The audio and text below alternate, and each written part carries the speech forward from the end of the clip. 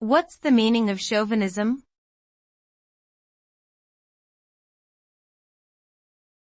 Chauvinism.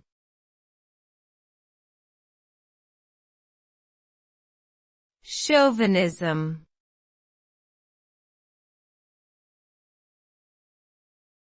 Chauvinism.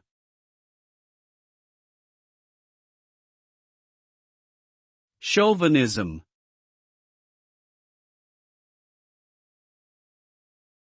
Chauvinism refers to a type of extreme and unreasoning patriotism that can lead to prejudice, discrimination, or hostility toward people from other countries, races, or genders.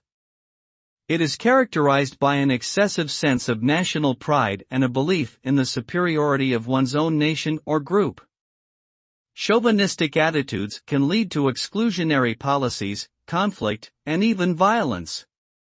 The term is often used in reference to male chauvinism, which involves prejudice or discrimination against women, but it can be applied to any form of irrational and excessive devotion to one's own group.